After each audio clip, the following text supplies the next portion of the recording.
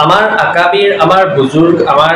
পূৰ্বপুৰুষৰ বয়সস্থ মুৰব্বীসকলে এষাৰ কথা কৈ থৈ গৈছে,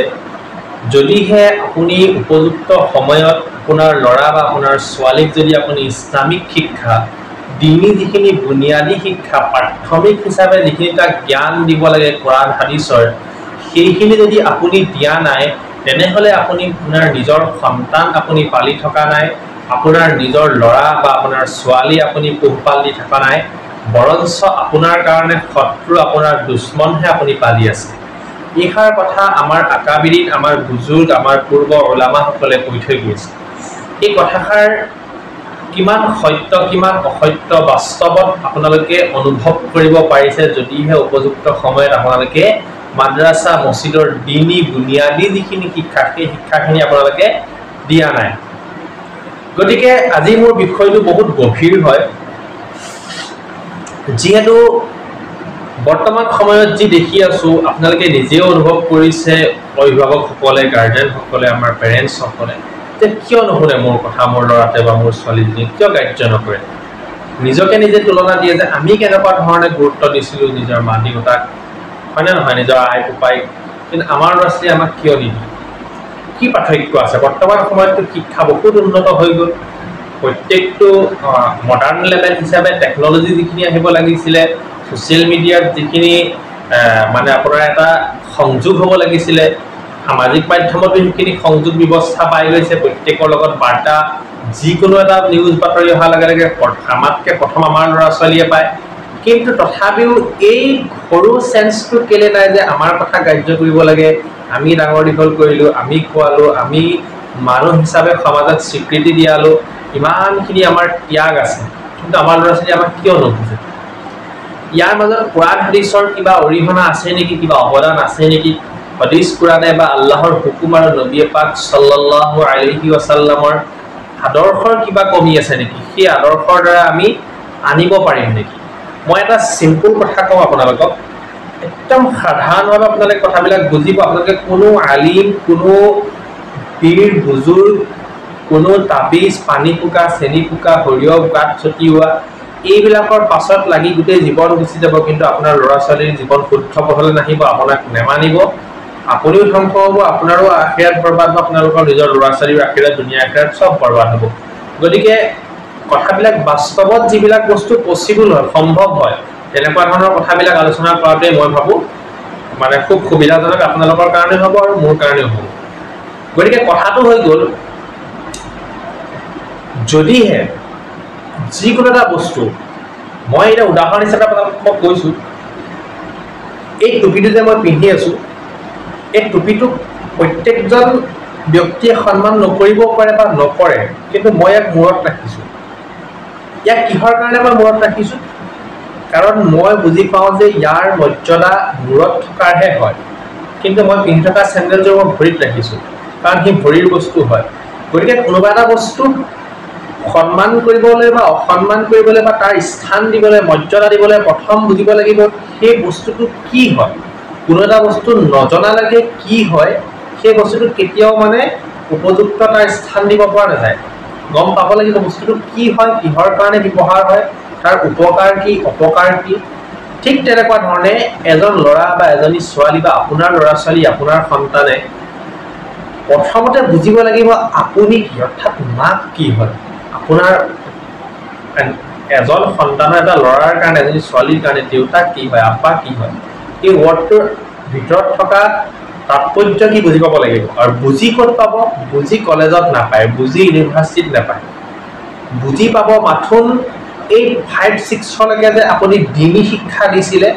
সেই মছজিদত যে গৈছিলে, কলিমাকেইটা মুখস্থ কৰিছিলে, জোনাতে যে দুচাত মাৰিছিলে, তাত গৈ পেলাই সি সেইটো কথা বুজিব। বা যদি মাদ্ৰাছাত দিছে, বা যদি আপুনি বেলেগ ধৰণেও দিনী শিক্ষা দিয়াইছে আলিম ঘৰলৈ মাতি, সেই আলিমে বা বহুত টকা খৰচ কৰি ক'তো যাব নালাগে, সাধাৰণ এই গাঁৱত যে জনাববিলাক থাকে, মক্তব থাকে, মুৱাজিন থাকে,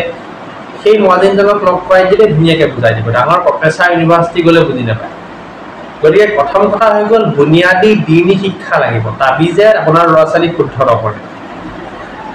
আছে অশেষ দোৱা আছে, ওজিফা আছে, বহুত বস্তু আছে, তাবিজ তোলাত মই এইখিনি বেকাৰ বুলি কোৱা নাই, কিন্তু আচল বস্তুটো হৈ গ'ল বুজি পাব লাগিব আপুনি কি হয়।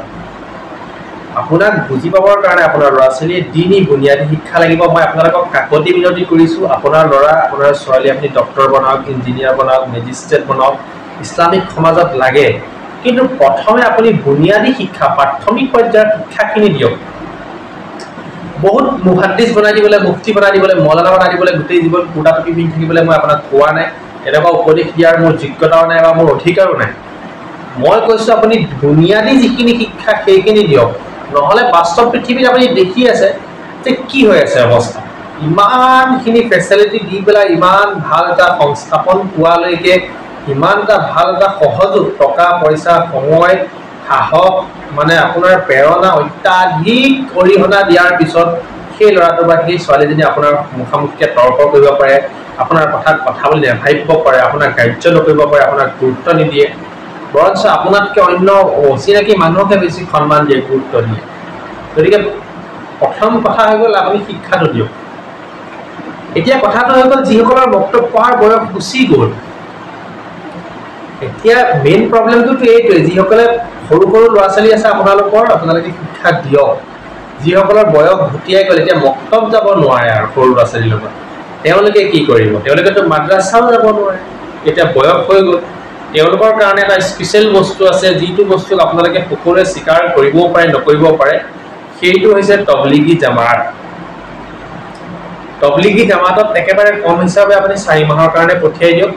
একো নিশিকে মৌলানাও নহয় মুফতিও নহয় তাত গৈ পেলাই একো বিজনেছৰ লাইনো নাপায় কিন্তু আপুনি কি হয়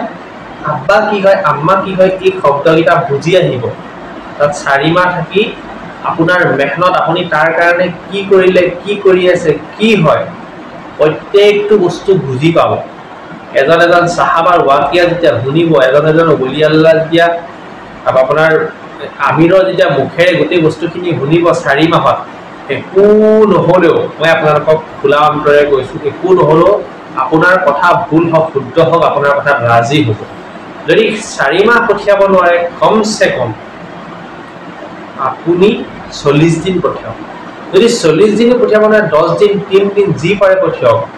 যদি ছোৱালীসকলৰ জামাতত যোৱা মছৰাতত যোৱা অসুবিধা হৈছে কমচে কম তালিমত বহক এই গাঁৱত যে তালিমবোৰ হয় তালিমত বহক যদি তালিমত বহিবলৈও গাঁৱত সুবিধা নাই অঞ্চলত সুবিধা নাই টাউন জেগাত আছে তালিম ক'ত হয় নহয় তবলিগৰ কাম আপোনাৰ তাত হোৱা নাই কমচে কম ঘৰলৈ সজাইলে আমল নামৰ যিখন কিতাপ আছে সেই কিতাপখন আনক কোনোবাই অসমীয়া পায় ইংৰাজী ভাল পায় হিন্দী ভাল পায় উৰ্দু ভাল পায় যিয়ে ভাল পায় যিটো ভাষাতে ভাল পায় সেই কিতাপখন আনক মুন্তাখাব হাদিছখন আনক আৰু একো হাই কাজিয়া কৰিব নালাগে প্ৰতিদিনে এটা হদিছ শুনাওক বা যদি শুনি বেয়া পাইছে কওক যে তুমি পঢ়া মই শুনিম এটা হদিছটো পঢ়ি দিব এটলিষ্ট এটা হদিছ শুনাওক বা যে আপোনাৰ লগত শুনি বেয়া পায় আপোনাৰ কথা শুনি বেয়া পায় আপোনাক শুনাই বেয়া পায় বেলেগৰ ফটোৱা হ'লেও কৈ পেলাই হ'লেও এটা হদিছ কিবা অকণমান চুচুক চামাক লৰা ধেমালি কৰি হ'লেও এটা হদিছ আপোনাক মই ইয়াৰ কাৰণটো ক'ম ইয়াৰ আঁৰত কিমান ডাঙৰ এটা গভীৰ কথা আছে আৰু ল'ৰাসকলক যুৱকসকলৰ তেজটো অকণ গৰম হৈ যায় ছোৱালীতকৈ বেছি অকণমান কথা বতৰাবিলাক ইফাল সিফাল হৈ যায় গতিকে এইটো মেচিয়ৰ্ডৰ লগতো কথা আছে যে কিমানখিনি ল'ৰাটো মেচিয়ৰ্ড হৈছে আৰু বহুত কথা থাকে কিন্তু ইছলামে তাত কি অৰিহণা জগাব কোৰাণে কি অৰিহণা জগাব আপোনালোকে নিজেই বুজি পাব যদিহে আপুনি ল'ৰাটোক যদি 3 দিনো যদি পঠিয়াব পৰা নাই এটলিষ্ট আপোনাৰ যে মাহেকে যে জোৰ হয় মছজিদবিলাকত আপুনি খবৰটো পায় আপোনাৰ মাক হওক দেউতাক হওক জোৰ যে হয় মছজিদত গছ যে হয় এই ইভেণ্টবিলাকত আপুনি পঠিয়াওক যদি জোৰত আপুনি গ'লে নাযায় এই গাঁৱৰ যে আমিৰ চাহাব থাকে জামাতি মানুহ থাকে তেওঁলোকক কোৱাই পেলাই যে জোৰত ল'ৰাটো বহাই দিয়ে নামাজো পঢ়িব নালাগে জোৰত যে ভাতকেইটা দিব কিবা যে পোলাও অকণমান দিব কিবা যে চাহ মিঠাই দিব সেইকণে খাই লাগিলে গুচি আহিব কিন্তু সি জোৰত বহক মিলাদ মেহফিল যে হ'ব ইছলামিক আজিকালিতো মিলাদ মেহফিলবিলাকৰ মানে বহুত হেৰি হৈ গৈছে এইবিলাকতো নকওঁ মই কিন্তু জোৰত বহক বা আলিম উলামাৰ যদি কিবা সমাজ হয় সেই সমাজত নি পেলাই আধা ঘণ্টাৰ কাৰণে 40 মিনিটৰ কাৰণে জোৰ জবৰদস্তি একো নিশিককে লাগিলে বহাওক তেতিয়াহে মাইণ্ডছেটটো আহিব মানে বুজি পাইছে নাই মই কি কৈ আছোঁ আৰু ছোৱালীসকল হওক ল'ৰাসকলক আচলতে কিতাপখনে সজাইলে আমাৰ কিতাপখন আপোনালোকে ফ'ল' কৰক এটা মই সৰু কাহিনী ক'ম এটা বাস্তৱত ঘটি যোৱা কাহিনী এটা ক'ম আপোনালোকে এইটো শুনাৰ পিছত কমচে কম সজাইলে আমলখনৰ কি মহত্ব আছে বুজি পাব এজনী ছোৱালী সেই ছোৱালীজনী হৈছে এজনী মুফতিৰ ছোৱালী আপোনালোকে গম পায় কিমান ডাঙৰ এটা ফটোৱা দিব পৰা আটাইতকৈ ডাঙৰ টাইটেলটোৱে হৈছে মুফতি বা কোনোবা মানুহে যদি ইছলামিক ফটোৱা দিবলৈ হয় মুফতি হ'ব লাগে মৌলানা হৈ পেলাই মুফতি পঢ়ে হয়নে নহয় এজন মানুহ আছিলে হাফিজ হয় মৌলানা হয় মুফতি হয় ইমান এটা ডাঙৰ টাইটেলৰ মানুহ কিমান শিক্ষা আছে ইছলামিক কি হৈ গ'ল তেওঁৰ মানে দুৰ্ভাগ্যবশতঃ আল্লাহৰ কি মানে তেখেতৰ ওপৰত হেৰি কৰি তেখেতৰ ছোৱালীয়ে এটা হিন্দু ল'ৰাক ভাল পায় মুক্তিজনৰ ছোৱালীজনীয়ে এজন হিন্দু ল'ৰাৰ লগত প্ৰেমত পৰিলে প্ৰেমত পৰাৰ পাছত কৈছে আব্বা মই হিন্দু ল'ৰা এটা ভাল পাইছো আৰু মই হিন্দু ল'ৰাটোলে নিকাহ কৰি ল'ম মানে বিয়া হৈ যাম আৰু আপোনালোকে গম পাইছে ল'ৰাটোৰ যিটো মজহব থাকে সেই মজহবটোৱে হৈ যাব তাৰমানে ছোৱালীজনীয়ে হিন্দু ল'ৰাটোলে বিয়া হ'ম মানে কি অলৰেডি তাই হিন্দু হ'বলৈ গৈ আছে মইতো ধৰ্মবিবাদৰ কথা কোৱা নাই যদি হিন্দু ছোৱালী যদি মুছলমান ল'ৰা এজনে আহে মই সেইটোও ভাল কথা বুলি নকওঁ মইতো বিবাদীয় বিশেষ ক'বলৈ যোৱা নাই মই ক'বলৈ গৈ আছো যে কিহৰ কাৰণে মানে বেলেগ এটা ৰিলিজনত গৈ পেলাই ভৰি দিব খুজিছে কেনেকুৱা ধৰণে প্ৰেমত পৰিলে কি হ'ল বস্তুটো ইয়াৰ শুদ্ধৰণি কেনেকৈ কৰিব পৰা যাব তাইৰ লগততো হাই কাজিয়া কৰি মাৰপিট কৰি একো খুব মানে আপুনি চলিউশ্যন নাপায় ছোৱালী মানুহ গুচি যাব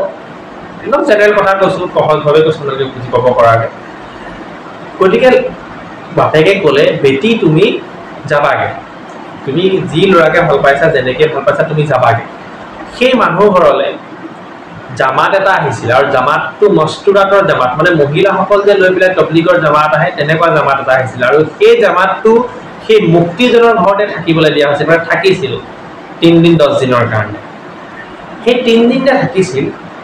ছোৱালীজনী কয় তুমি যাবাগে সেই ল'ৰাটোলৈ ঠিক আছে মোৰ কোনো আপত্তি নাই তুমি মাথো 3 দিন এই জামাতটোৰ লগত থাকা তুমি যিখিনি পাৰা হেল্প কৰিবা যিখিনি নোৱাৰা নালাগে একেলগে থাকিবা 3 দিন যে একেলগে সেই মহিলা জামাতটোৰ লগত যে থাকিলে কোন জেগাৰ বস্তু মই কাহিনী ৱাকিয়াটো পাহৰি গৈছো সেই জামাতটোৰ লগতে থাকিলে তাই ফজাইলে আমল পঢ়িব জানে শিক্ষিত ছোৱালী কলেজত গৈ পেলাই এনেকুৱা এটা অৱস্থা হ'ল তাই ফজাইলে আমল পঢ়িলে আৰু জামাতৰ মানুহে শুনিলে এই ফজাইলে আমল যে 3 দিন পঢ়িলে 3 দিনৰ জামাতটো যোৱাৰ পাছত তাই গৈ বাপেকৰ ওচৰত কান্দিছে যে আব্বা মোৰ বহুত ডাঙৰ ভুল হৈ গ'ল মই তৌবা কৰিছো আৰু মোৰ এনেকুৱা ভুল নহয় আৰু মই এইখিনি গোটেইখিনি ত্যাগ কৰিছো মই আৰু এনেকুৱা প্ৰেমৰ কথা আপোনাক নকওঁ মই আল্লাহৰ ওচৰত তৌবা কৰিছো আৰু এনেকুৱা ভুল মই নকৰোঁ এটা বাস্তৱৰ ঘটনা মই আপোনালোকক কৈছো গতিকে আপোনালোকে বুজিব পাৰিব যে বিশেষ এটা দেখিবলৈ এখন সহজ কিতাপ হয় এই কিতাপখনৰ কিমান তাৎপৰ্য আৰু ইয়াৰ উপৰিও আপুনি আপোনাৰ নিজেই নামাজ পঢ়ক নিজেই দোৱা কৰক নিজেই তৌবা কৰক